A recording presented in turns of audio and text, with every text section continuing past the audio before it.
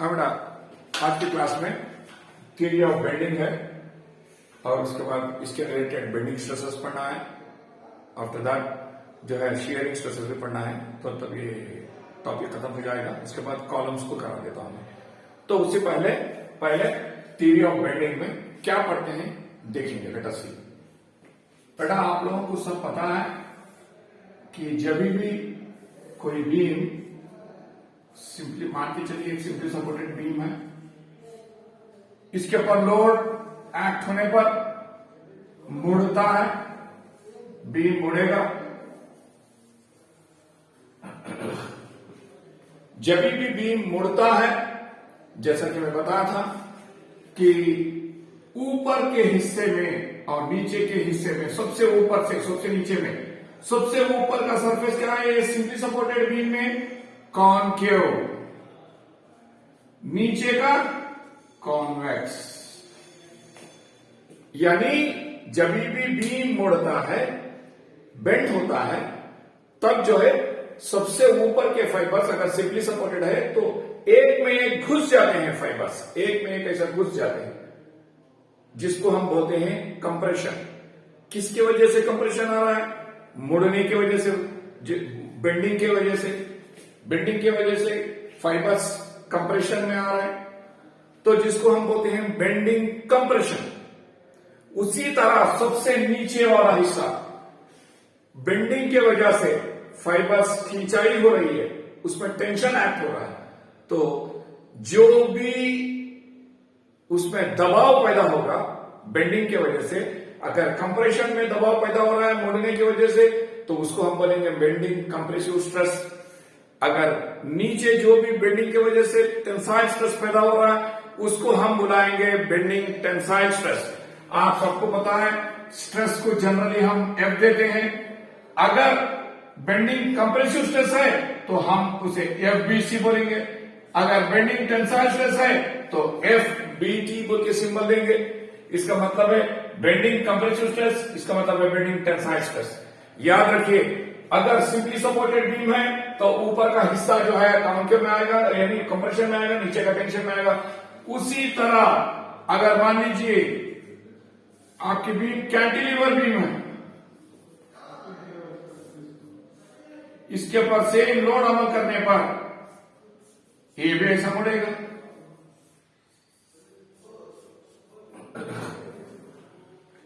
तो ये क्या हो रहा है? ऊपर कॉन्वेक्स हो रहा है, उल्टा होगा, नीचे कॉन्केव है। यानी ऊपर के हिस्से में फाइबर्स, जो भी नसें हैं अंदर बीम के अंदर, वो फाइबर्स में टेंशन पैदा हो रहा है, और नीचे के हिस्से में कंप्रेशन पैदा हो रहा है। उल्टा है, कैंटिलीवर में उल्टा होगा। जो सिंपली सपोर्टमेंट में आप देख रहे हैं कैंटिलीवर में उल्टा होगा, यानी यहां पे बेंडिंग टेंसाइल स्ट्रेस पैदा हो रहा है, इसमें जो है बेंडिंग कंप्रेसिव स्ट्रेस। लेकिन सिंपली सपोर्टेड में ऊपर बेंडिंग कंप्रेशन, नीचे बेंडिंग टेंसाइल स्ट्रेस पैदा हो रहा है।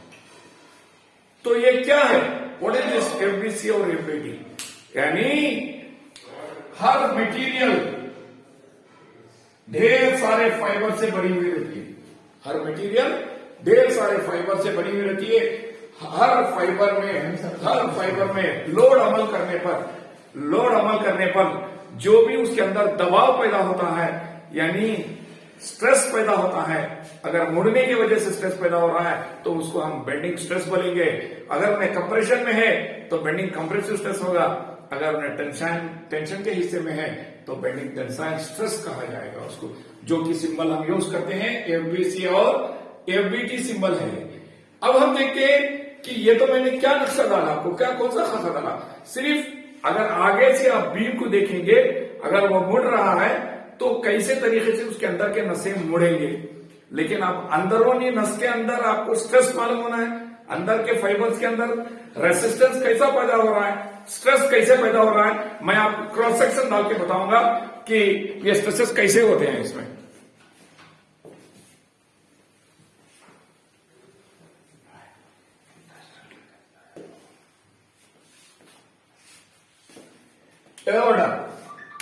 अगर क्रॉस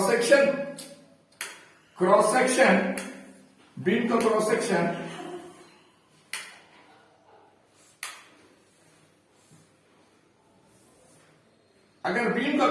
सेक्शन बेटा रेक्टेंगुलर इन सेक्शन है। आप अपने घरों में भी देख सकते हैं। आपका अगर स्लैब जो है आरसीसी का स्लैब है, कंक्रीट से डला हुआ स्लैब है, तो आपको बीम देख सकते हैं। आप ऊपर नजर डालेंगे तो आपके कपड़ों में मालूम हो जाएगा कि बीम कैसे है। मान लीजिए घरों की जो बीम की क्रॉस सेक्शन होती है रेक्टेंगुलर सेक्शन होती है। अब बेटा इसमें दो हिस्से होते हैं। अब इसमें एक एक्सिस होता है जिसको हम न्यूट्रल एक्सिस कहते हैं। एंड ये क्या है? ये न्यूट्रल एक्सिस क्या है? एक बॉर्डर लाइन है, एक जो कटिंग लाइन है जो कि कंप्रेशन को और टेंशन को अलग करने वाला दोनों के दरमियान का पार्टीशन है ये। यानी अगर ये सिंगल सपोर्टेड बीम है तो ये न्यूट्रल एक्सिस के पूरा ऊपर का हिस्सा कंप्रेशन में है, नीचे का हिस्सा टेंशन में है। अगर वही एक कैंटिलीवर बीम है तो ऊपर टेंशन होगा, नीचे कंप्रेशन होगा। लेकिन आपको मैं ये नक्शा डालने का मकसद ये है कि अच्छा ध्यान से सुनिए, अगर मान लीजिए ऊपर जितने भी फाइबर्स है ये पूरे से बाहर आएंगे, ये इसको बेंडिंग कंप्रेसिव स्ट्रेस कहते हैं। यानी हर फाइबर में एक दबाव पैदा होगा जिसको हम जो है बेंडिंग कंप्रेसिव स्ट्रेस कहते हैं। ये न्यूट्रल एक्सिस के नीचे भी फाइबर्स होते हैं। ये फाइबर्स में कौन सा स्ट्रेस पैदा होगा? सॉरी, ये ऊपर के जो है ये एरो मार्क डालेंगे, पहले ये फाइबर्स डालेंगे और इसका खासा जो है मैं आपको बड़ा करके लाता हूं।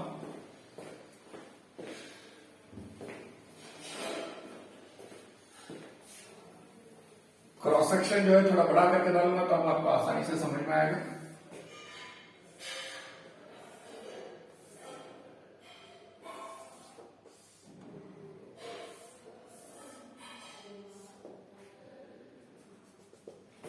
तो ऊपर के फाइबर्स जितने भी आते हैं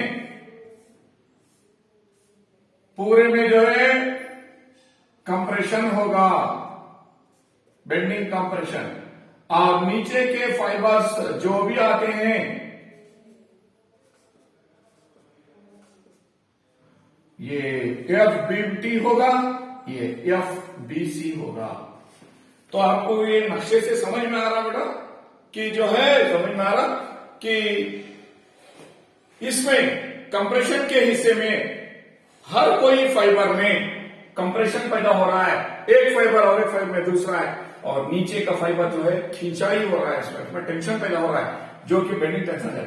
यानी ये दोनों जो है एक एक्सिस के जरिए डिवाइड होते हैं जिसको हम न्यूट्रल एक्सिस कहते हैं, जो कि वो यहां पे ये न्यूट्रल एक्सिस ये लकीर के पास, ये पर्टिकुलर नुक्ते के पास अगर आप चेक करेंगे तो ना तो फाइबर में कंप्रेसिव स्ट्रेस होगा ना तो टेंसाइल स्ट्रेस होगा। उसका नाम न्यूट्रल है। न्यूट्रल का मतलब क्या है? यहां पे जो भी क्रॉस सेक्शन के पास फाइबर है उस फाइबर में कोई स्ट्रेस नहीं होगा, कोई दबाव नहीं होगा, ना तो टेंशन होगा ना तो कंप्रेसिव होगा।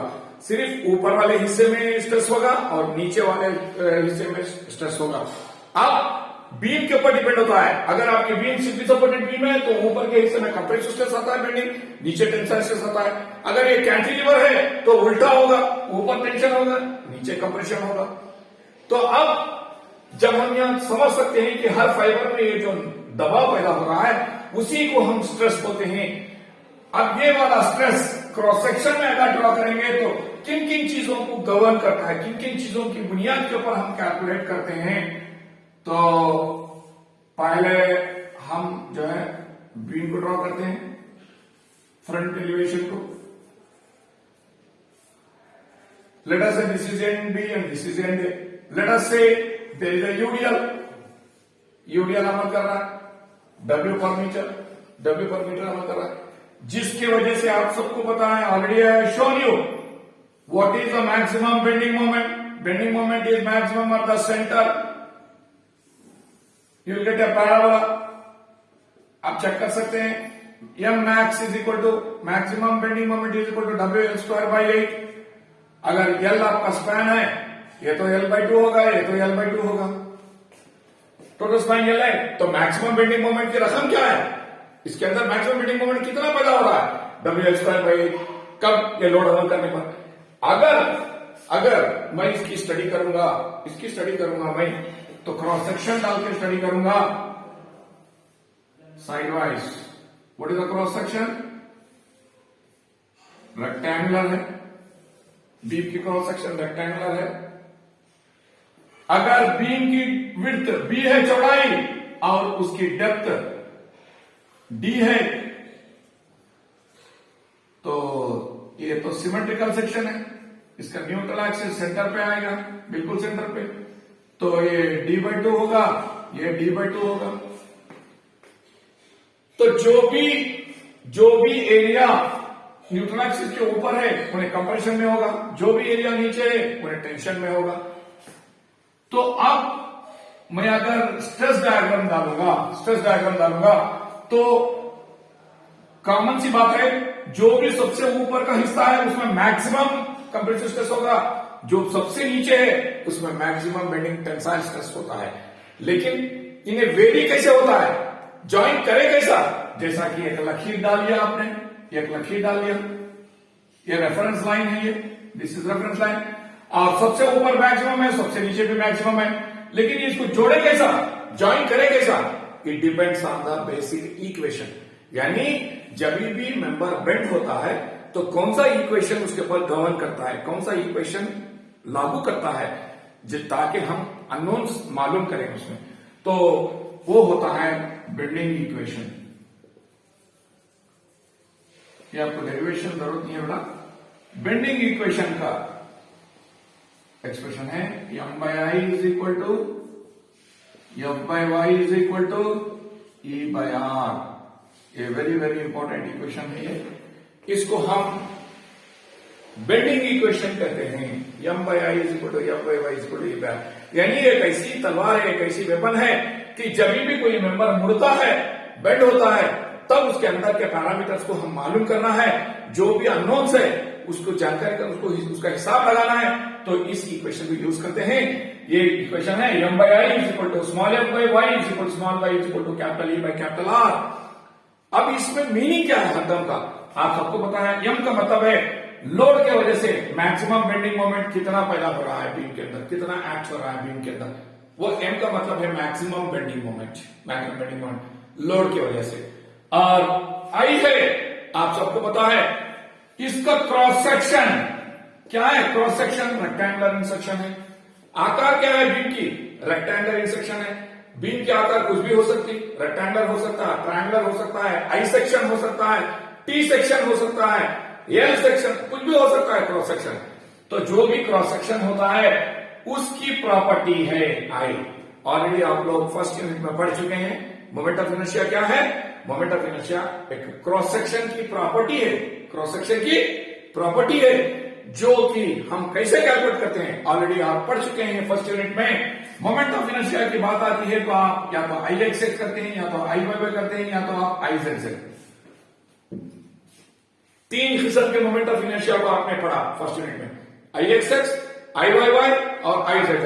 और आपके प्रॉब्लम में है क्या? आई एक्स बोले तो सेंटर में है तो एक्स आई एक्स हो गया, और वाई वाई कौन सा है?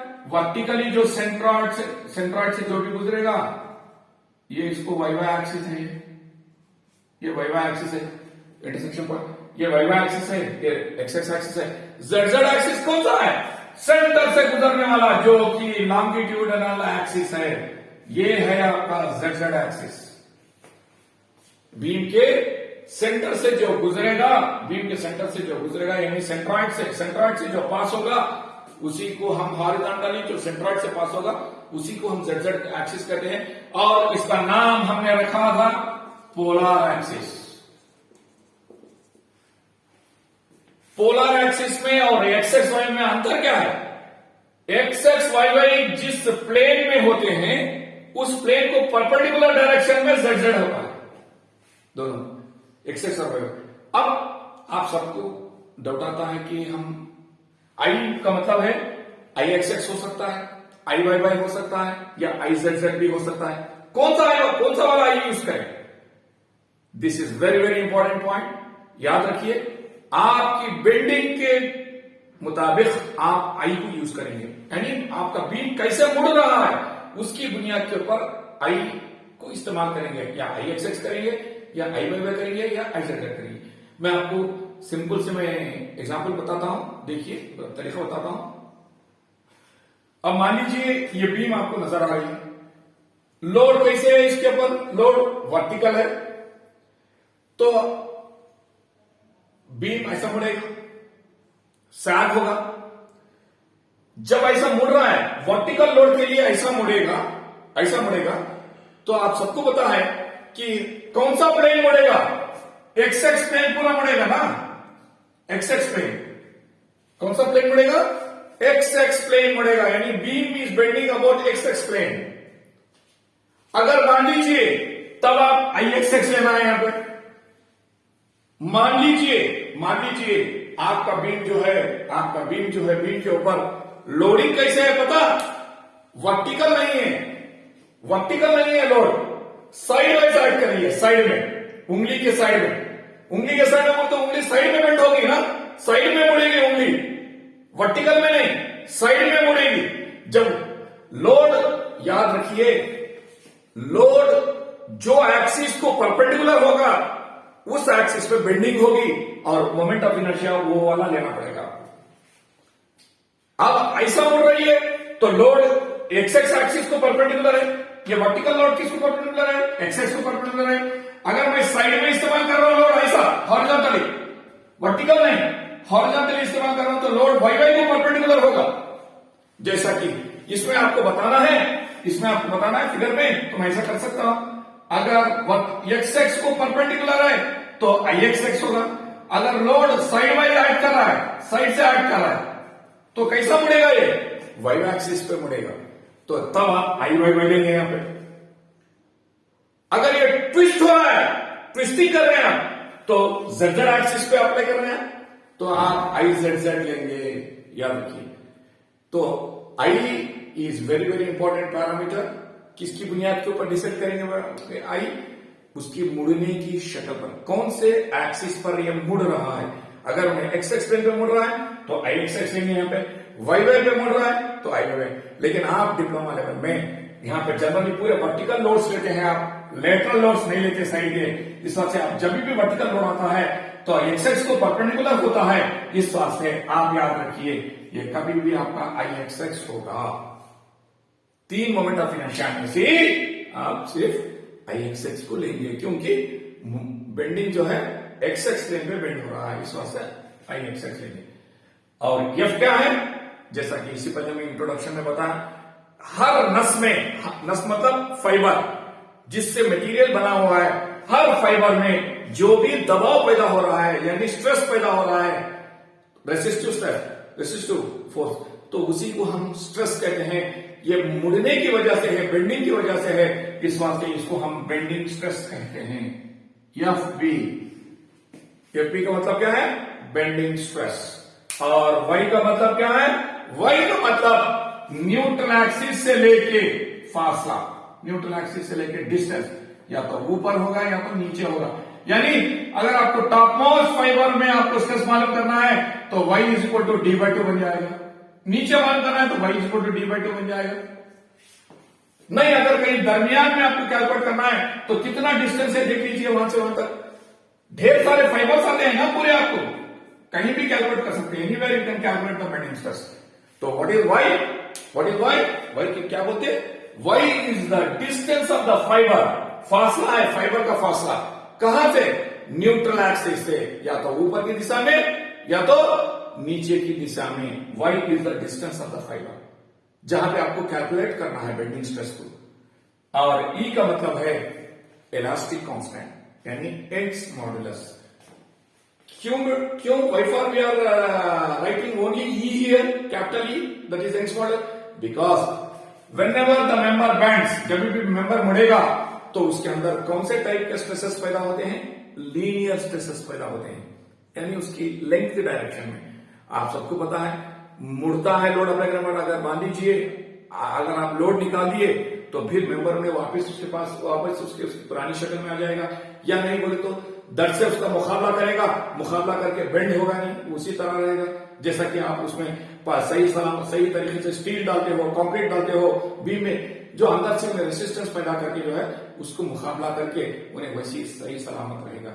तो मेरा बोलने का मतलब है, ई का मतलब है कि जब भी लीनियर स्ट्रेसेस पैदा होते हैं, लंबाई की दिशा में स्ट्रेसेस पैदा होते हैं, तो उसमें का इलास्टिक कांस्टेंट कौन सा रिलेट करते हैं, इसको हम यंग्स मॉडुलस को रिलेट करते हैं, यानी मॉडुलस ऑफ इलास्टिसिटी को रिलेट करते हैं। जैसा कि आपको मालूम है, Young's modulus is equal to linear stress by linear strain. What is the formula for Young's modulus? Linear stress by linear strain. Stress by strain नहीं बोलना है, linear stress by linear strain. तो जब भी मेंबर लीनियर स्ट्रेसेस को subject होता है, तब जो है कौन सा इलास्टिक काम करता है? यंग्स मॉडुलस काम करता है। And what is meant by R? R का मतलब है radius of curvature. Radius of curvature का मतलब क्या है? अब देखिए, आप सबको मालूम है, लोड अमल करने पर बीम क्या होगा? मुड़ेगा। बीम तो बेंड होगा। लोड अमल करने से पहले इट वाज स्ट्रेट, लोड अमल करने के बाद बेंड हो गया। तो जब भी ये बेंड होता है तो एक सर्कुलर आर्क की शक्ल में बेंड होता है। तो बात भी है कि इसका एक सेंटर होगा, ये टुकड़े का, ये सर्कुलर आर्क का, ये आर्क का एक सेंटर होगा जिसको हम वो बोलते हैं centre of the circular arc. वहां से लेके, सेंटर से लेके इसका न्यूट्रल एक्सिस जो होता है सेक्शन का, जैसा हमने सेंटर में बताया न्यूट्रल एक्सिस है, ये न्यूट्रल एक्सिस, तो ये सेंटर वो से लेके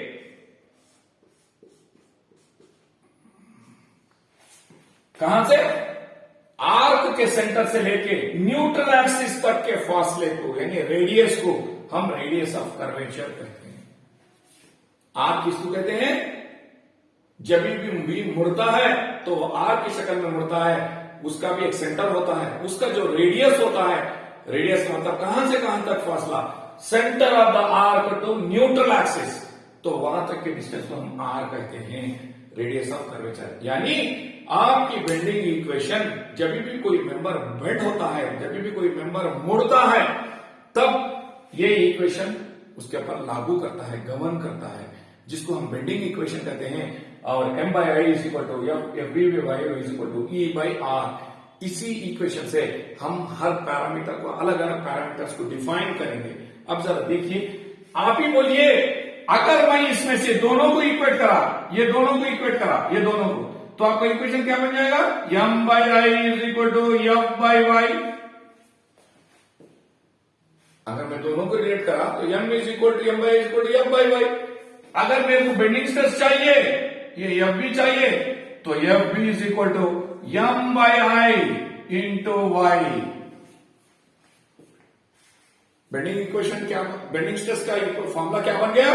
bending stress is equal to m by I into y। m is constant for a load, जितना भी लोड आ रहा है उसका बेंडिंग मोमेंट कांस्टेंट होगा, और I तो कांस्टेंट है, क्यों? उसके आकार पर डिपेंड होता है, क्रॉस सेक्शन पे।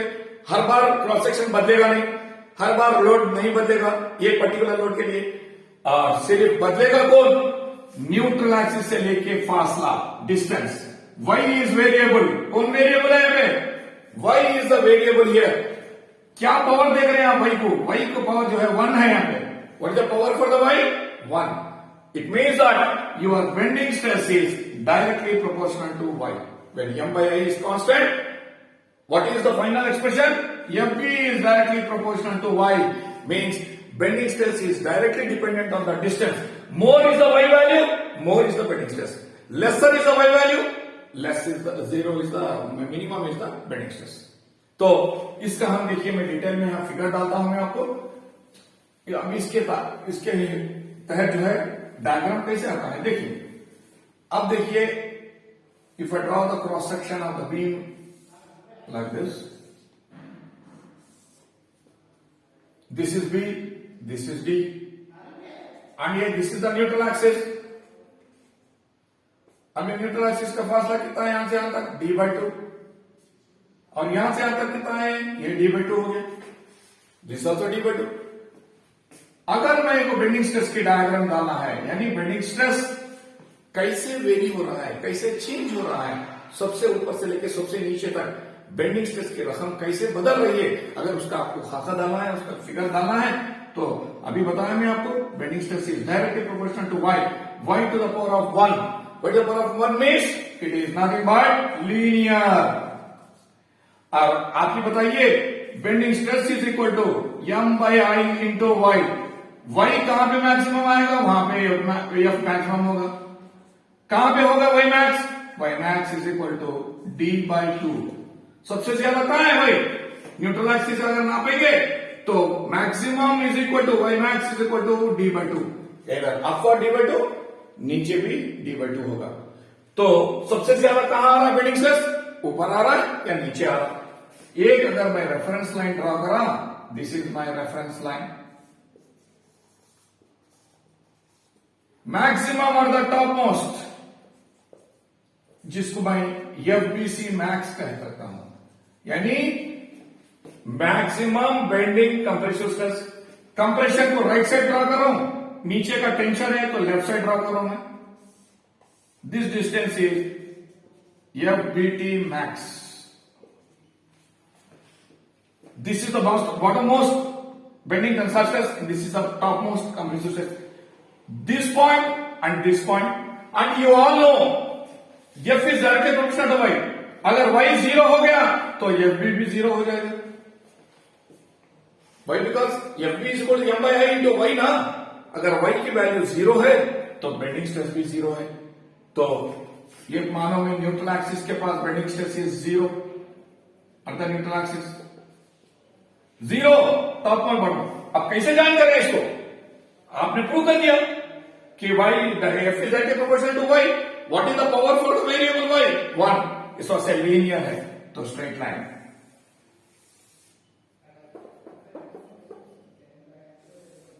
स्ट्रेट लाइन से ज्वाइन करिए तो आपको कैसी शक्ल में आया, आपको ऊपर एक रेक्टेंगल ट्रायंगल, नीचे एक रेक्टेंगल ट्रायंगल।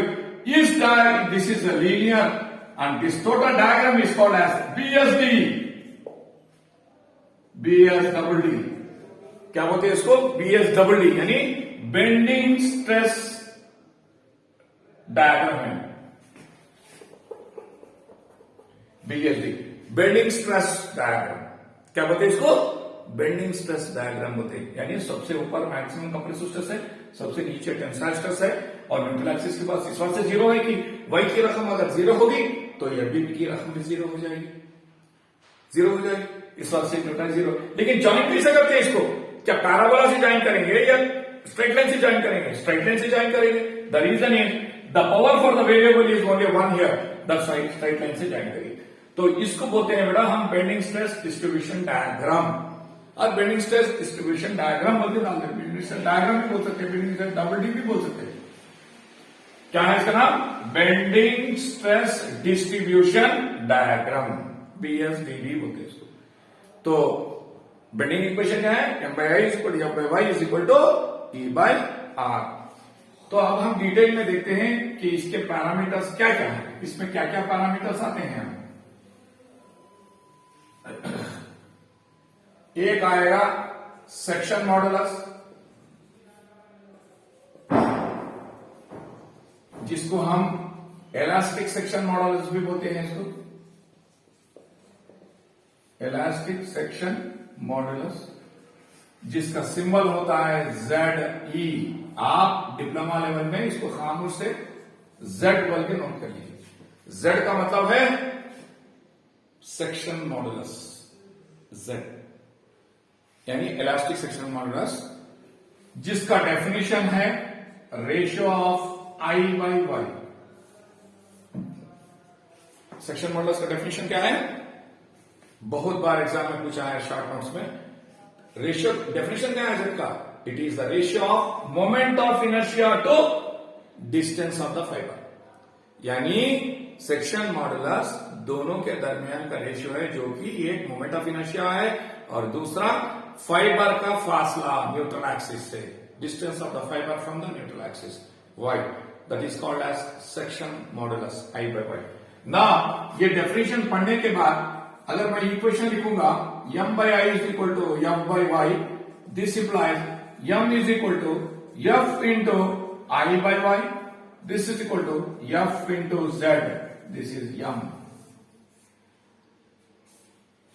फाइनली क्या फॉर्मूला आया मेरे को यहां पे, क्या फॉर्मूला आया यहां पे मेरे को, M is equal to M by I is equal to F by Y ना इक्वेशन। तो therefore m is equal to f into I by y। तो मैं अगर मैं I by y को निकाल दूंगा तो z रखूंगा तो वो सेक्शन मॉडुलस कहा जाएगा। And f is the maximum bending stress, this is m। इसी m को हम क्या बोलते हैं? मैक्सिमम बेंडिंग मोमेंट, यानी इसको बोलते हैं हम मोमेंट ऑफ रेसिस्टेंस, MR बोलते हैं इसको, which is equal to external bending moment. एक बात याद रखिए बेटा, एक्सटर्नल यानी लोड के वजह से जो बेंडिंग मोमेंट अमल होगा बीम के ऊपर, उन्हें दुश्मन है। मोमेंट ऑफ रेसिस्टेंस कौन है? अच्छा है, यानी बीम के अंदर मुड़ने की कुव्वत जो पैदा हो रही है, यानी बीम के अंदर बेंडिंग की रेसिस्टेंस जो पैदा हो रही है, उसी को हम मोमेंट ऑफ रेसिस्टेंस कहेंगे। What is mean by moment of resistance? MOR भी बोलते हैं उसको शॉर्टकट में, moment of resistance. Moment of resistance is nothing but the resistance developed by the beam against the bending. Bending के खिलाफ जो भी अंदरूनी कुव्वत पैदा होगी मुड़ने के खिलाफ, उसी को हम मोमेंट ऑफ रेसिस्टेंस कहते हैं। वो एटलीस्ट किसके बराबर होना चाहिए? जो बाहर जो लोड अमल कर रहा है उसके वजह से जो बेंडिंग मोमेंट आ रहा है, मैक्सिमम बेंडिंग मोमेंट, उसके बराबर होना चाहिए। दोनों एटलीस्ट दोनों बराबर होना चाहिए, या नहीं बोले तो मोमेंट ऑफ रेसिस्टेंस ज्यादा होना चाहिए बेंडिंग मोमेंट से, या नहीं तो वर्स्ट केस में दोनों बराबर होना चाहिए। तब आपका बीम इक्विलिब्रियम में रहेगा, बीम सही सलामत रहेगा। तो अब इसका मैं खुलासा आपको देता हूं अलग तरीके से, यानी मोमेंट ऑफ रेसिस्टेंस किसको बोलते हैं? अच्छा ध्यान से सुनिए। अब ये है आपका सेक्शन, बीम का क्रॉस सेक्शन, ये न्यूट्रल एक्सिस है। आप सबको पता है ऊपर का हिस्सा जो है कंप्रेशन है, यानी मैक्सिमम कंप्रेसिव फोर्स हो सकता है ऊपर, जिसको हम FC मान के चलेंगे, और नीचे मैक्सिमम टेंसाइल फोर्स होगा, मैक्सिमम टेंसाइल फोर्स। क्यों? न्यूट्रल एक्सिस के ऊपर का हिस्सा कंप्रेशन है, नीचे का हिस्सा टेंशन है। ये ऊपर उसके सेंटर में उसके रिजल्टेंट में एक्ट होगा। रिजल्टेंट का मतलब क्या है? कैसा डाले आपने डायग्राम? बेंडिंग स्ट्रेस डायग्राम कैसे डाले थे आपने? ट्रायंगल 0 फिर मैक्सिमम हियर। तो ये स्ट्रेस डायग्राम में ये रिजल्ट टोटल कंप्रेसिव फोर्स कहां अमल होगा, कहां एक्ट होगा? उसके सेंट्रॉइड पर, यानी ट्रायंगल का सेंट्रॉइड कहां होता है? हाइट से जितना भी हाइट होता है h/3, उसी तरह टेंशन फोर्स भी नीचे से h/3।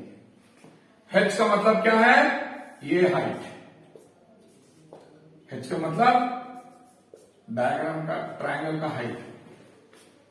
तो ये कंप्रेसिव फोर्स है, ये नीचे टेंसाइल फोर्स है। ये दोनों फोर्सेस पैरेलल है और दोनों के बीच में परपेंडिकुलर डिस्टेंस है d1 मान के चलते हैं। तो ये दोनों जो है कपल को फॉर्म करेंगे, अंदर कपल को फॉर्म करेंगे। दोनों फोर्सेस, दोनों equal and opposite forces separated by perpendicular distance is called as couple. आप ऑलरेडी पढ़ चुके हैं। तो ये कपल जो है ऊपर जो लोड अमल कर रहा है, जिसके वजह से जो बेंडिंग मोमेंट आएगा, उसको जो है ये कपल रेसिस्ट करेगा। इसी कपल के मोमेंट को हम मोमेंट ऑफ रेसिस्टेंस कहते हैं। समझ में? ये अच्छे है। ये जो आप चीज डाला, स्टील और कंक्रीट जो डाले, बीम में स्टील डालते हैं आप नीचे, तो वो स्टील की वजह से टेंशन पैदा होता है, कंक्रीट की वजह से कंप्रेशन पैदा होता है। दोनों बराबर फोर्स पैदा होके मोमेंट के खिलाफ लड़ेंगे। तो वो जो मोमेंट के खिलाफ जो ताकत पैदा होगी, अंदरूनी कुव्वत पैदा होगी, उसी को हम मोमेंट ऑफ रेसिस्टेंस कहते हैं। That is nothing but force into perpendicular distance, FC into perpendicular distance, यानी तो FT into perpendicular distance. This is called as moment of resistance.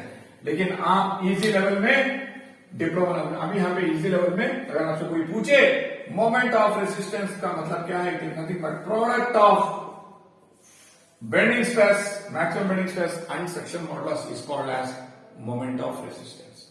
And what is meant by section modulus? Section modulus is the ratio of moment of inertia to distance of the fibre from the neutral axis. तो ये हो गया। और इसके बाद और एक term पढ़ेंगे हम, फ्लेक्सुरल रिजिडिटी। फ्लेक्सुरल रिजिडिटी का मतलब है product of Young's modulus and moment of inertia. EI को अगर आप दोनों को मल्टीप्लाई करेंगे तो ये क्या है, फ्लेक्सुरल रिजिडिटी बेंडिंग में उसके स्टिफनेस को इंडिकेट करता है, मेंबर का स्टिफनेस अगेंस्ट बेंडिंग। तो flexural rigidity is the product of E and I, Young's modulus and moment of inertia के प्रोडक्ट को हम फ्लेक्सुरल रिजिडिटी कहते हैं। और इसकी यूनिट क्या होगी, आप सबको पता है, E की यूनिट न्यूटन पर mm स्क्वायर और I की unit mm to the power of 4 cut जाके mm स्क्वायर बच जाएगा। This is equal to newton into mm square. बहुत बार एग्जाम में पूछा है कि फ्लेक्सुरल रिजिडिटी का मतलब क्या है, यानी फ्लेक्सुरल रिजिडिटी से क्या मुराद है और उसकी एसआई सिस्टम में यूनिट क्या होती है। तो उसकी यूनिट क्या होती है एसआई सिस्टम में, न्यूटन पर mm स्क्वायर नहीं, Newton mm square, Newton into mm square, यानी न्यूटन mm स्क्वायर है। Newton mm square is the unit for flexural rigidity. अब हम section modulus of various sections.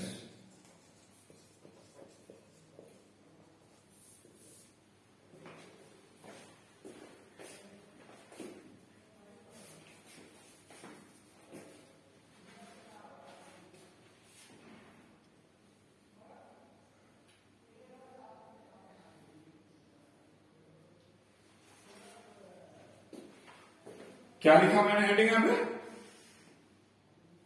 अलग अलग क्रॉस सेक्शन होते हैं बीम के, हर क्रॉस सेक्शन का सेक्शन मॉडुलस अलग अलग होता है। हम वन बाय वन कैलकुलेट करेंगे। नंबर 1, सॉलिड सर्कुलर सेक्शन, यानी साबित ऑफ डायामीटर D। सॉलिड का मतलब क्या है, साबित, पूरा मटेरियल होता है क्रॉस सेक्शन में। जैसा कि आप रॉड ले लो, मेरी उंगली जो बता रहा हूं, उंगली के अंदर पूरा जो है गोश्त है, इसमें कोई खाली हिस्सा नहीं है, तो कट करके देखेंगे तो सॉलिड मटेरियल है। तो अगर सॉलिड सर्कुलर सेक्शन बोले तो ऐसे शेडिंग करके बताएंगे, और इसका न्यूट्रल एक्सिस सेंटर पे होता है।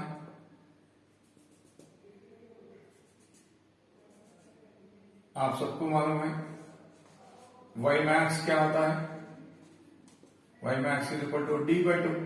अगर डायमीटर सर्कुलर सेक्शन का डायमीटर D है तो न्यूट्रल एक्सिस से ऊपर वाला या नीचे वाला ले लो, दो भी एक ही चीज। Y max is equal to D/2, diameter by 2 होता है, यानी रेडियस। आप सबको पता है IXX रहो, IYY रहो, सर्कुलर सेक्शन का फॉर्मूला क्या है मैं ऑलरेडी बता चुका हूं आपको। Both are same for a circular section, that is equal to πd to the power of 4/64। ये क्या है, ये फर्स्ट यूनिट में मैं बता चुका हूं आपको। Moment of inertia solid circular section का उसके एक्स एक्सिस या उसके वाई एक्सिस। अगर आप रेडियस में एक्सप्रेस करना चाह रहे हैं, πr to the power of 4/4 होगा, where d is equal to 2r। r is the radius होता है। तो एंड y की वैल्यू कितनी है, y max is equal to D/2। therefore z is equal to formula क्या है बेटा, I/y। I is nothing but πd to the power of 4/64, and what is y? D/2. So this is equal to πd to the power of 4/64 into 2/d. So this comes to πd cube by 32. तो final answer क्या हुआ अपने को, अगर आपके सामने solid circular section है जिसका डायमीटर d है, तो वैसे वाले सेक्शन का सेक्शन मॉडुलस का फॉर्मूला है z is equal to pi D cube by 32। जैसा कि आपको मालूम है I X X is equal to I Y Y, आप लिख सकते हैं यहां पे Z X X is equal to Z Y Y is equal to it is pi D cube by 32। ये है आपका सॉलिड सर्कुलर सेक्शन का सेक्शन मॉडुलस। उसी तरह हम हालो सर्कुलर सेक्शन का भी मालूम करते हैं। कितना आएगा section modulus?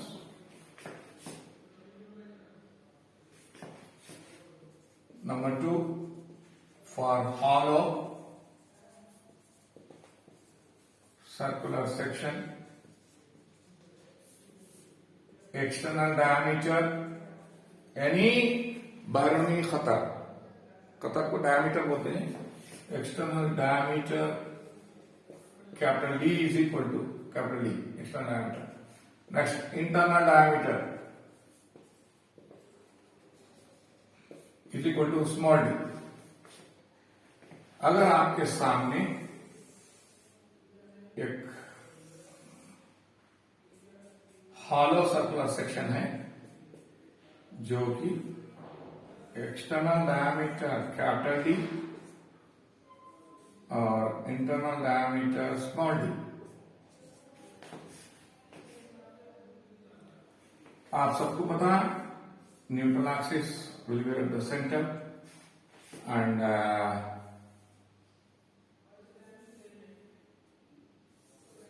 What is Y max? Y max अगर आप ऊपर भी ले लो या नीचे डायरेक्शन भी ले लो, Y max is equal to capital D by 2 होता है। What is Y max? Maximum distance from the neutral axis to the top most, and you all know this is X axis and vertical is the Y max. अब formula क्या है?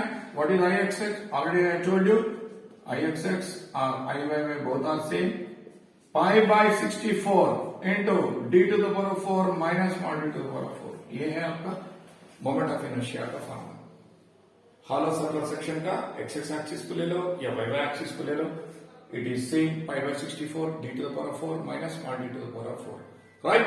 तो इसके तहत हम जो है हम कैलकुलेट करेंगे कि y की वैल्यू क्या है, z की वैल्यू क्या है। आप सबको मालूम है y max is equal to d by 2। तो now let us calculate what is zxx or zy। both are same, that is equal to ixx or iyy, दोनों सेम ना, by y max। what is ixx? 5 by 64 into d to the power 4 minus small d to the power 4 whole divided by capital D by 2। तो इससे आपको ये आ जाएगा answer 5 by 32 capital D into D to the power 4 minus small d to the power 4। तो ये रहा आपका हॉलो सर्कुलर सेक्शन का section modulus, either about x axis और अबाउट y एक्सिस। आपको बाय हार्ट करना पड़ेगा। फॉर्मूला क्या है? Pi by 32 capital D into capital D to the power 4 minus small D to the power 4 is the polar modulus, the section modulus of hollow circular section.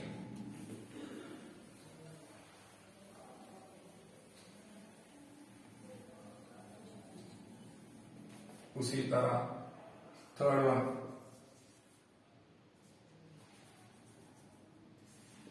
Solid rectangular section,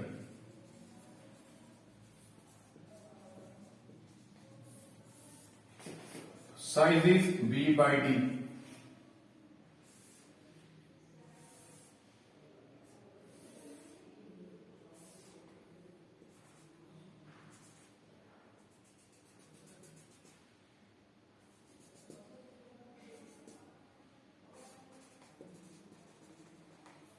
y max is equal to d by 2,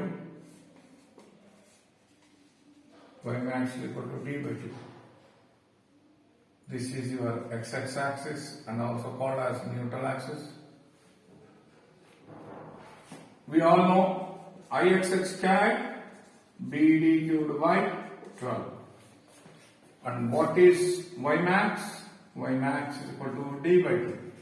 Therefore, Zxx is equal to Ixx by y max.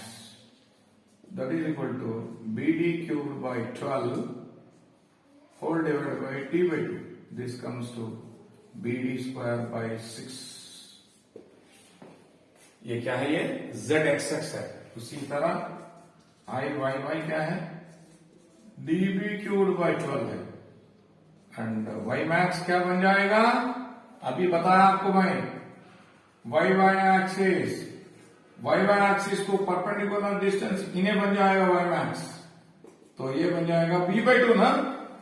अगर y axis पे मुड़ रहा है तो y max is this distance, अगर x axis पे मुड़ रहा है तो this is the y max.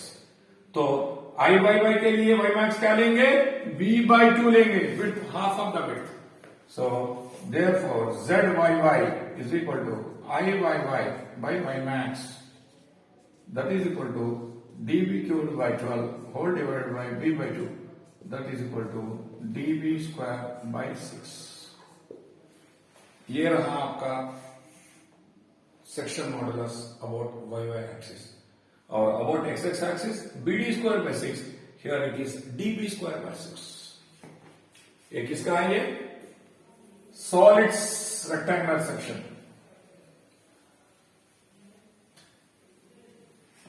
अगर आपके सामने हॉलो रेक्टेंगुलर सेक्शन है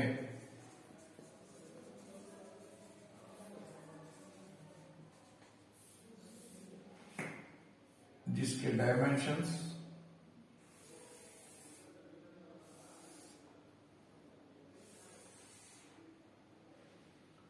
कैपिटल B, कैपिटल D,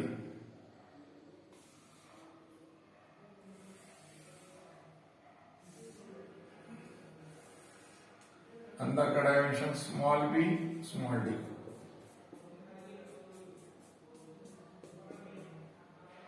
तो ये x एक्सिस भी हो गया और न्यूट्रल एक्सिस भी हो गया, और y max is capital D by 2, either in the upward direction or in the downward direction. यही होगा ना y max, half of the distance. Now what is the formula for IXX? IXX is equal to capital BD cubed by 12 minus small BD cubed by 12. Already आपको बोल चुका हूं मैं, hollow rectangular section के लिए मोमेंट ऑफ इनर्शिया का formula क्या है, यानी पूरे बड़े रेक्टेंगल में से अंदर का छोटा रेक्टेंगल निकाल देंगे तब ये बचा हुआ हिस्सा आएगा जिसका फॉर्मूला है capital BD cubed by 12 minus small BD cubed by 12, and your y max is capital D by 2. Therefore ZXX is equal to capital BD cubed by 12 minus small BD cubed by 12 whole divided by capital D by 2. ये रहा आपका ZXX। उसी तरह IY क्या लिखेंगे आप? DB cubed by 12 minus small dB cubed by 12, and Y max क्या होगा यहाँ पे? Y axis पे ये होगा ना, Y max is equal to capital B by 2, capital B by 2. Therefore ZYY is equal to capital DB cubed by 12 minus small dB cubed by 12 whole divided by capital B by 2. ये रहा आपका, ये रहा आपका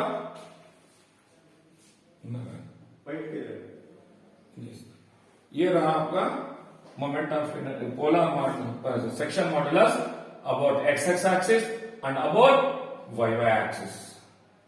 XX axis का capital BD cubed by 12 minus small BD cubed by 12 whole divided by D by 2, और ZYY is equal to capital DB cubed by 12 minus small dB cubed by 12 whole divided by B by 2.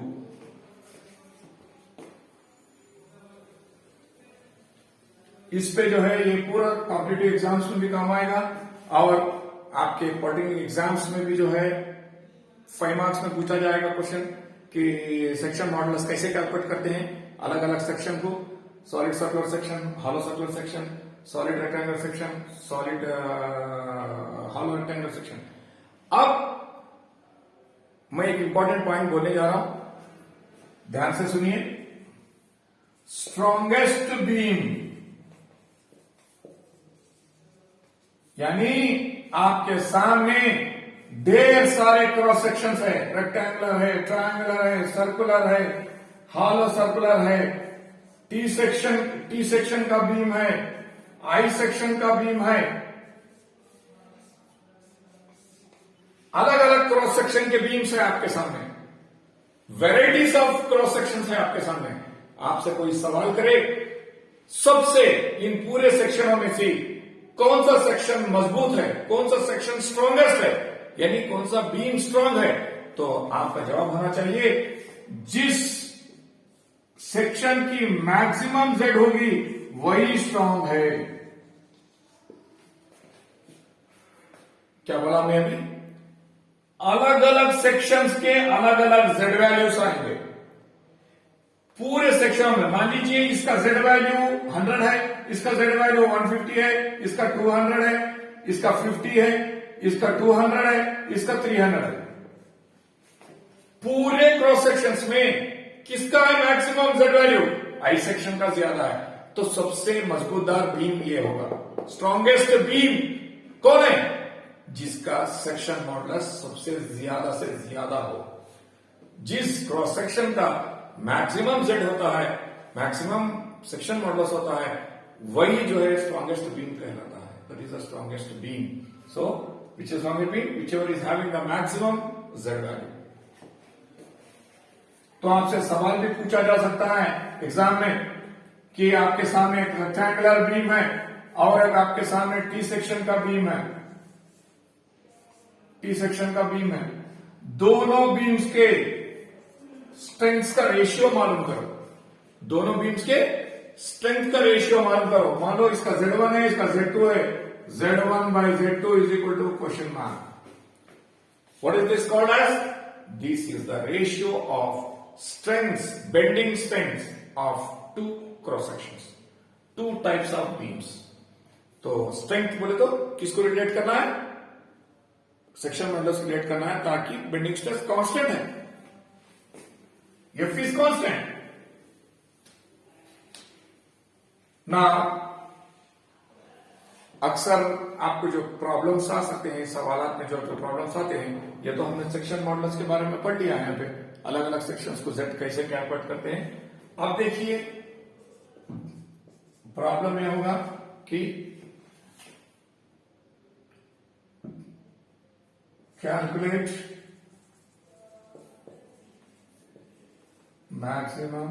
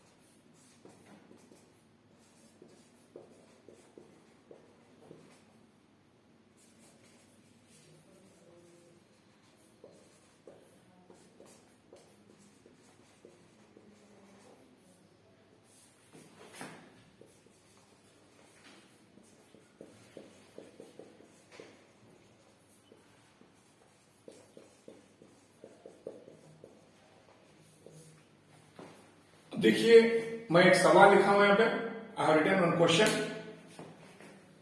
पहले English में पढ़ता हूं। Calculate the maximum load carrying capacity of simply supported beam of span 4 metres carrying UDL of W per metre throughout its span. ये beam के अंदर, material के अंदर जो मैक्सिमम बेंडिंग स्ट्रेस पैदा हो रहा है, चाहे वो लकड़ी का हो सकता है या कंक्रीट का हो सकता है या लोहे का हो सकता है मटेरियल, तो उसके अंदर मैक्सिमम बेंडिंग स्ट्रेस 80 न्यूटन पर mm स्क्वायर। और उसके आकार क्या है बीम की? बीम का क्रॉस सेक्शन क्या है? रेक्टेंगुलर नहीं होता है या सर्कुलर नहीं होता है या आई सेक्शन नहीं होता, it is A T section.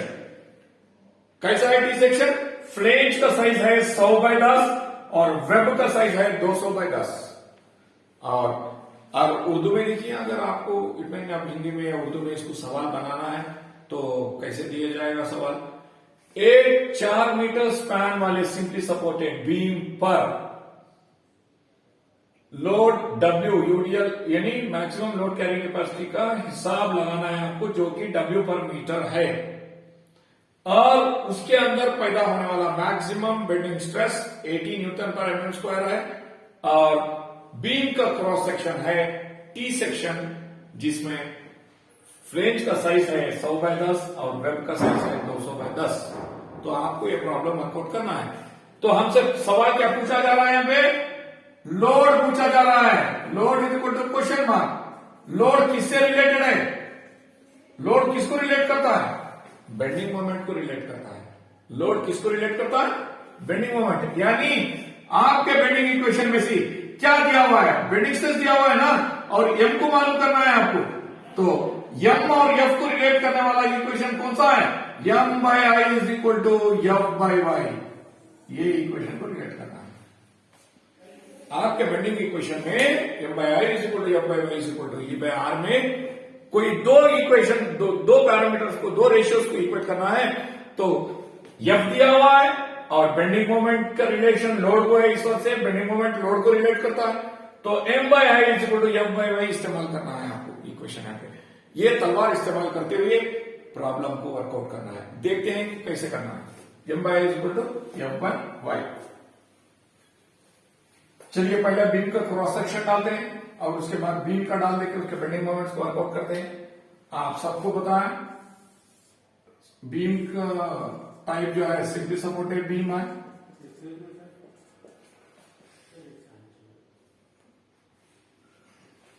जिसके ऊपर यूडीएल अमल कर रहा है W पर मीटर, और उसकी लंबाई है, बीम की लंबाई है 4 मीटर। बीम की लंबाई है 4 मीटर है, 4 मीटर है। और आप सबको पता है मैक्सिमम बेंडिंग मोमेंट क्या है? एम इज इक्वल टू इसका फॉर्मूला क्या है? डब्ल्यू स्क्वायर बाई 8 ना। तो डब्ल्यू इज क्वेश्चन मार्क किया, लोड को मालूम करना है कहां तक लोड ले सकता है। तो M is equal to 4 metres. So therefore M is equal to W into 4 whole square by 8, that is equal to 16 by 8 W, that is equal to 2W। ये किलो न्यूटन पर मीटर मान के चलते हैं, तो ये किलो न्यूटन मीटर होगा। तो इसको आप कन्वर्ट करिए, 2W into 10 to the power of 3 करेंगे तो न्यूटन होगा, into 10 to the power of 3 करेंगे तो mm में हो जाएगा। सो 2W into 10 to the power of 6 Newton mm is your m value, maximum value.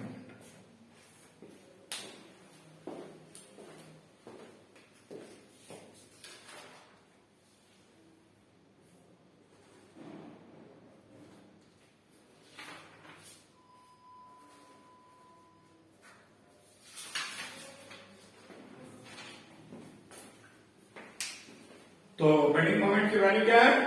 2W into 10 to the power of 6 Newton mm। लेकिन beam की क्रॉस सेक्शन क्या है? What is the cross section? Cross section is a T section. Cross section is a T section. T section कैसा है? दिया हुआ flange का size 100 bye 10 और वेब का साइज 200 बाय 10। तो ये कैसा होगा?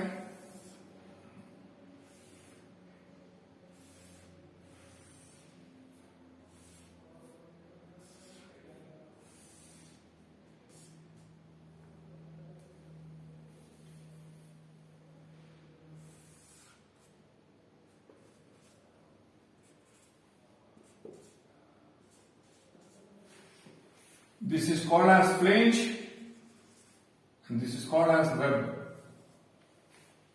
तो क्रॉस सेक्शन ये है।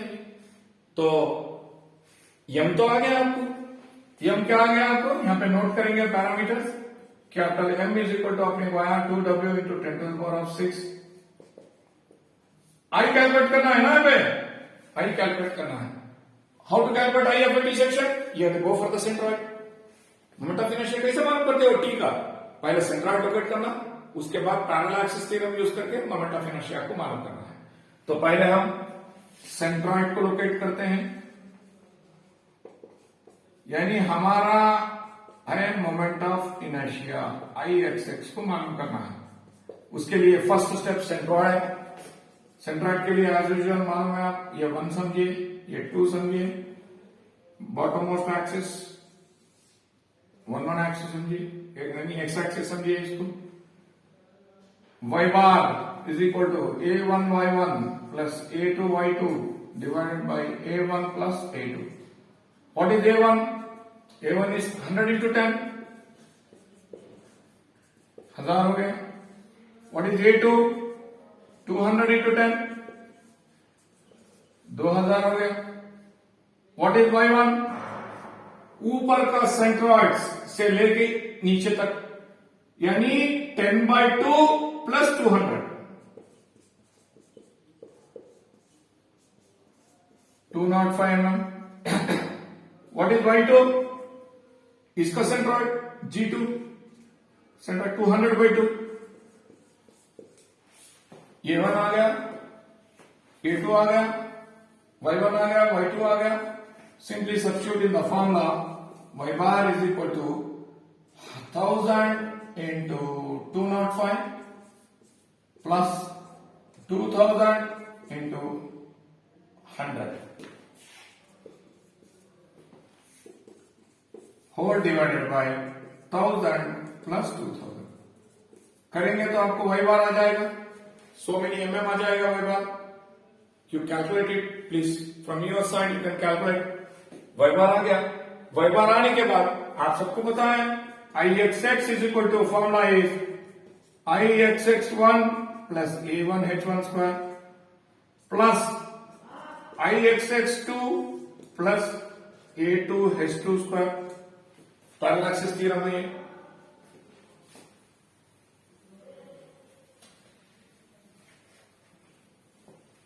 ऑलरेडी हम पढ़ चुके हैं। What is Ixx1? One figure BD cubed by 12। B कितना बड़ा? 100 into 10 cube by 12। What is Ixx2? इसका सेकंड रेक्टेंगल का B कितना है? 10 है, डेप्थ इज 200। ये भी BD cubed by 12 है, लेकिन B कितना है? 10 है, डेप्थ आके 200 है। What is H1? Y bar minus Y1। What is H2? Y bar minus Y2। Y bar तो आपने कैलकुलेट कर लेंगे यहाँ पे, उसमें से Y1 को निकाल दीजिए, H1 आ जाएगा। Y bar में से Y2 निकाल दीजिए, H2 आ जाएगा। तो are you not going to get I? I आ गया मोमेंट ऑफ इनर्शिया। तो m is equal to 2w into 10 to the power of 6 and I की वैल्यू भी so many mm to the power of 4 आ गया आपको। और maximum bending stress कितना दिया हुआ है? 80 न्यूटन पर mm स्क्वायर। और y का डिस्टेंस क्या है? y बोले तो आपको ये जो सेंट्रॉइड आएगा ना यहाँ पे कैपिटल G, ये जो भी इससे एक्सिस जाएगा, capital x x axis, this is nothing but neutral axis, इसमें से नीचे के डायरेक्शन में तो भी देखो या ऊपर के डायरेक्शन में तो भी देखो, जो मैक्सिमम आएगा, यानी ये नीचे का डिस्टेंस क्या है? y बार है ना, ये आने के बाद y बार आएगा। ये देखिए और ऊपर का देखिए, सबसे ज्यादा जो आएगा that is y max. Centroid आने के बाद यानी एक्स एक्स एक्सिस लोकेट होगा, ऊपर का डिस्टेंस देखिए या नीचे का डिस्टेंस देखिए, जो मैक्सिमम आएगा that is y max. So now you have the equation m by I is equal to f by y। m का मतलब है 2w into 10 to the power of 6 whole divided by I का मतलब है कुछ value आएगी moment of inertia is equal to 80 divided by y in m। ये solve करेंगे इक्वेशन तो आपको w की वैल्यू आ जाएगी। w is equal to so and so Newton पर मीटर mm। क्या है वही तो पूछा है ना प्रॉब्लम में। It was asked in the problem to calculate how much load the beam can carry। Beam के ऊपर कितना लोड अमल कर सकता है, that is nothing but W. I hope all of you got it. How to work out the problem, all of you got it, right? So please follow these steps to get the load W. Substitute. First you calculate the I value, then you calculate the Y value after getting which is the Y bar or upper distance. Then after substituting, इसमें substitute करने के बाद आपको W की value आ जाएगी जो कि problem में पूछा जा रहा है कि what is the maximum load carrying capacity, कहां तक लोड ले सकता है. Okay, in the next session, in the next class, I'll carry out the next topic.